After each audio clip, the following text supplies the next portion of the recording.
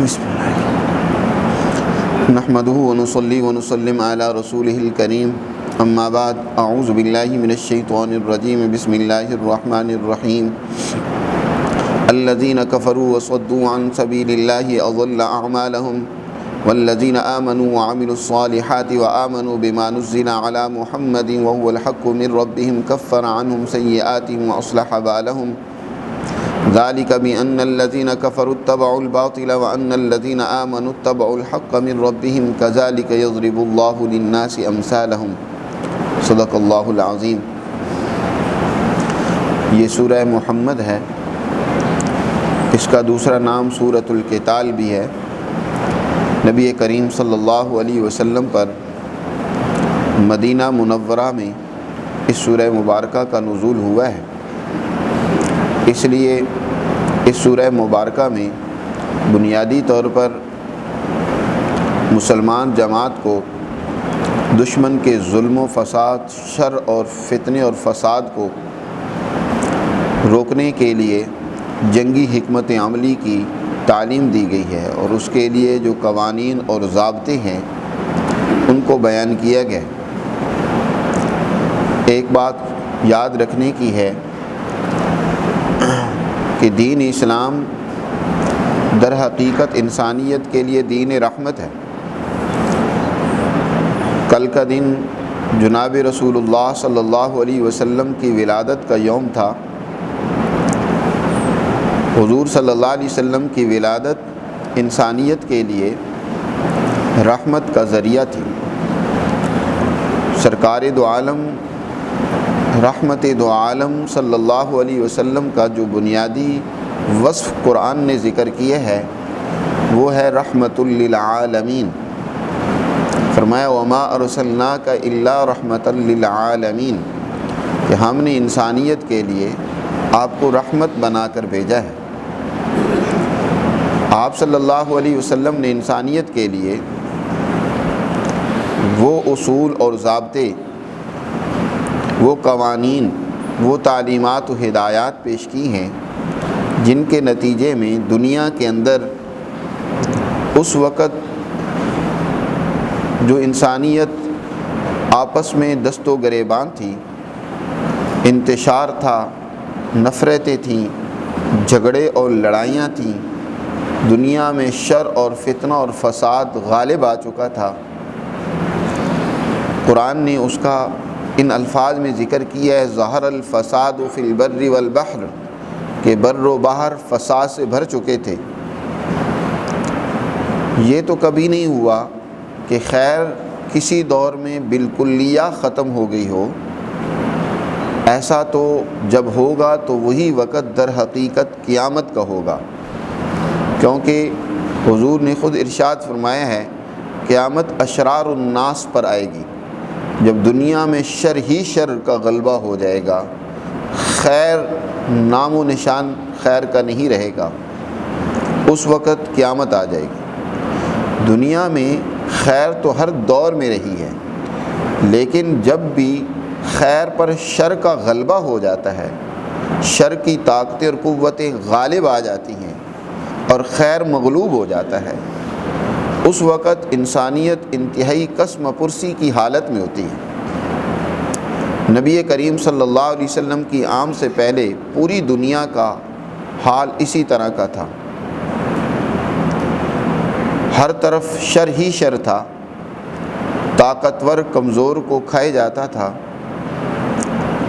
آپس میں مختلف طریقوں سے نفرتیں پیدا ہو چکی تھی، انسانیت کا احترام مٹ چکا تھا، انسانیت کو جانوروں کی طرح منڈیوں میں فروخت کیا جاتا تھا، ان کی خرید و فروخت ہوتی تھی، اور جیسے جانور کو چیک کیا جاتا ہے خریدنے کے لیے کہ کتنا یہ دودھ دیتا ہے، اس کا رنگ کیسا ہے، اس کے اعضاء کیسے ہیں، ایسے ہی انسانوں کو اپنے کاموں کے لیے ان کو چیک کیا جاتا تھا، ان کی منڈیاں لگتی تھیں۔ گویا کہ انسان اپنی قدر و قیمت کھو چکا تھا، جو کمزور تھا اس کا اس معاشرے میں رہنا جینا دو بھر ہو چکا تھا۔ کمزوروں میں مثلا خواتین آتی ہیں جو مرد کی بنسبت کمزور ہے، خواتین کی اس معاشرے میں کوئی وقت اور ویلیو نہیں تھی، اس کو ایک عام متاع اور سامان کی طرح سمجھا جاتا تھا۔ جب وراثت تقسیم ہوتی تو اس وراثت میں عورتیں بھی تقسیم ہوا کرتی تھیں، اور عورت کو خود کسی چیز کی ملکیت حاصل ہو یا وراثت میں اس کو کوئی مال و جائیداد ملے، اس کا تو تصور نہیں کیا جاتا تھا۔ بلکہ اس وقت کے یورپ میں جو آج عورت کے حقوق کے بڑے دعوے کرتا ہے، یورپ کے اندر عورت کو شیطان کی بیٹی کے نام سے یاد کیا جاتا تھا۔ یہ در حقیقت فتنہ اور فساد کی جڑ ہے۔ اس وقت اندلس اور بڑے بڑے روما کی عدالتوں اور ایوانوں میں عورت کا جو تعین ہوا، جو مقام و مرتبہ اس کا متعین کیا گیا، وہ ایک ساز و سامان سے زیادہ نہیں تھا۔ ہندوستان میں بھی عورت کی کوئی وقت نہیں تھی، مرد کے ساتھ عورت کو بھی ساتھ ہی ساتھی ہونا پڑتا تھا۔ مرد جاتا تو عورت بھی ساتھ ہی جاتی، گویا اس مرد کے ساتھ وہ ایسے بندھن میں بندھ گئی ہے کہ اب اس سے جدا ہونے کی کوئی صورت نہیں ہے۔ جب تک وہ زندہ ہے تو اسی کے ساتھ رہے گی، اور جب وہ مرے گا تو اسی کے ساتھ اس کو بھی جلا کر راکھ کر دیا جائے گا۔ اسی طرح یتیموں، کمزوروں کا کوئی سہارا اور آسرا نہیں تھا۔ خود عرب کے اندر بھی ظلم کی انتہا تھی، دوسروں کا مال لوٹ لینا یہ عام ان لوگوں کا وتیرہ تھا۔ ایک واقعہ جس کا ذکر کرتا ہوں اور اس سے اندازہ ہوگا کہ اس وقت کیا حالات تھے۔ ابو جہل جو مکہ کا بڑا سردار تھا، ایک تاجر کا مال لوٹ لیتا ہے۔ جب اس نے تاجر کا مال لوٹ لیا، تاجر نے ہر ایک حربہ اور طریقہ اپنایا کہ آپ نے اس مال کو اس سے واپس لے، اس کی قیمت اس سے وصول کرے، لیکن کس کو جرت تھی کہ ابو جہل سے بات کرتا؟ چنانچہ کسی نے کہا کہ اگر تم اپنا مال واپس لینا چاہتے ہو تو یہاں مکہ میں ایک ہی شخص تمہارے ساتھ تعاون کر سکتا ہے، ابو جہل سے اس کے سوا کسی کو بات کرنے کی جرت نہیں ہو سکتی۔ حضور صلی اللہ علیہ وسلم اس وقت اعلان نبوت فرما چکے تھے، اور ان سرداروں کی طرف سے آپ کو سخت مزاحمت کا سامنا بھی تھا۔ حضور صلی اللہ علیہ وسلم کے بارے میں بتایا گیا کہ حضور کے پاس جاؤ، وہ تمہارے بارے میں کچھ اچھا فیصلہ کر سکتا ہے۔ حضور صلی اللہ علیہ وسلم سے وہ تاجر آ کر اپنی اس مال کے لٹ جانے کی داد رسی کی درخواست کرتا ہے۔ حضور اس کو لے کر ابو جہل کے دروازے پر پہنچتے ہیں۔ ابو جہل جب گھر سے باہر آیا، حضور کا رعب ایسا اس پر طاری ہوا کہ نبی کریم صلی اللہ علیہ وسلم نے فرمایا، ابو جہل، اس غریب دیار غیر سے آئے ہوئے اس مسافر اور تاجر کے مال کو کیوں نہیں واپس کرتے ہو؟ یا اس کے پیسے لوٹاؤ یا مال واپس کرو۔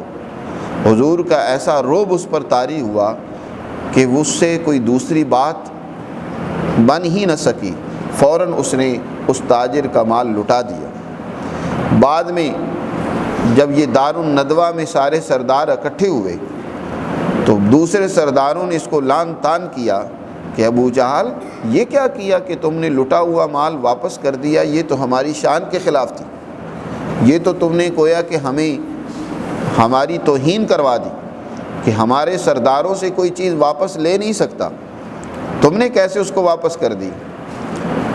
ابو جہل کہتا ہے کہ مجھے بہت ڈر اور خطرہ لگا کہ اگر میں نے مال واپس نہ کیا تو محمد صلی اللہ علیہ وسلم ساتھ آئے ہیں، ان کی وجہ سے میری سرداری ہی چلی جاتی۔ اس لیے اس ڈر کی وجہ سے میں نے وہ مال واپس کر دیا۔ یہ تو نبوت کے بعد کا واقعہ ہے۔ اسی طرح کا ایک واقعہ نبوت سے پہلے بھی رونما ہوا۔ ایک یمن کا تاجر تجارت کا مال لے کر آتا ہے، یہ شاعر بھی ہے، زبیری اس کا نام ہے۔ اس نے اپنا مال یہاں بیچنا چاہا، مکہ کے ایک رئیس اور سردار نے وہ مال اس سے لے لیا، لیکن پیسے دینے کے لیے تیار نہیں۔ مال اس طرح تاجروں سے لے لیتے طریقے ہیلے بہانے سے، لیکن پھر واپس نہ وہ مال کرتے تھے نہ اس کے دام دیتے تھے۔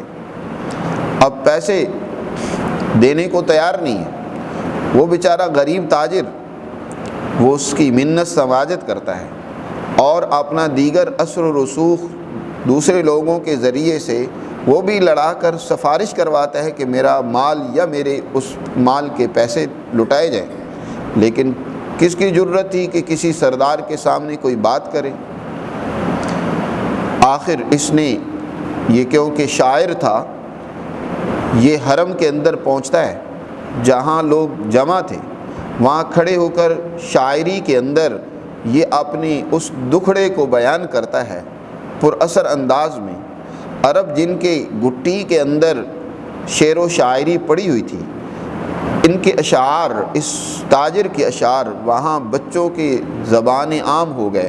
ہر بچے نے وہ اشعار یاد کر لیے جو اس نے قریش کی مذمت میں کہے کہ ان کا رویہ کیسا ہے کہ غریب تاجروں کو لوٹ لیتے ہیں، یہاں بجائے کسی بیچارے مزدور محنت کش اس کا سہارا اور آسرا بننے کے، اس کی محنت کا استحصال ہوتا ہے، ظلم ہے۔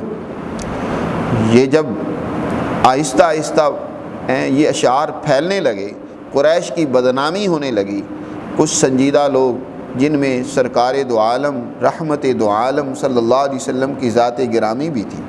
آپ کی عمر اس وقت ابھی 16 برس کی ہے، ابھی نوجوان ہے۔ آپ صلی اللہ علیہ وسلم نے تحریک چلائی، نوجوانوں کو اکٹھا کیا، سنجیدہ لوگوں کو جمع کیا اور کہا کہ یہ جو تاجروں کے ساتھ زیادتی ہوتی ہے، یہاں بے کسوں اور مزدوروں کا جو حق لوٹ لیا جاتا ہے، اس کا سد باب ہونا چاہیے، یہ درست طریقہ نہیں ہے۔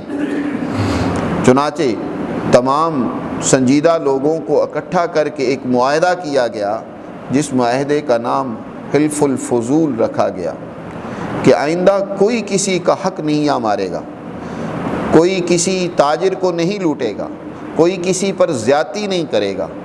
چنانچہ آپ صلی اللہ علیہ وسلم نے نوجوانوں کو اور سنجیدہ لوگوں کو جمع کر کے ایک معاہدہ کیا کہ اس کے بعد کسی کو جرت نہیں ہوتی تھی کہ وہ کسی تاجر کو نقصان پہنچائے۔ آپ صلی اللہ علیہ وسلم کو یہ معاہدہ جو آپ نے بالکل نوعمری میں کیا، اتنا اس پر آپ کو رشک تھا کہ میں نے غریبوں، بے کسوں، ضرورت مندوں، تاجروں، لٹی ہوئے انسانوں کے حق میں اس معاہدے کے اندر میں حصے دار بنا۔ آپ فرمایا کرتے تھے کہ اگر مجھے کوئی 100 سرخ اونٹ بھی دیتا اور یہ کہتا کہ تم اس معاہدے سے دستبردار ہو جاؤ، تو میں قطعاً اس معاہدے سے دستبردار ہونے والا نہیں تھا۔ 100 اونٹ اس وقت انتہائی قیمتی مال سمجھا جاتا تھا۔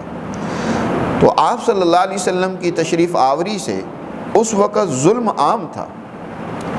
آپ صلی اللہ علیہ وسلم جب تشریف لائے، اس وقت کامیابی اور نجات گروہوں میں بٹی ہوئی تھی۔ ہر گروہ یہ سمجھتا تھا کہ نجات بس میرا ہی حصہ ہے، یا نجات ہمارے گھر کی، ہمارے خاندان کی لونڈی ہے، یا ہمارے نسل میں نجات ہے، دنیا کی ہو یا آخرت کی۔ یہودیوں کے ہاں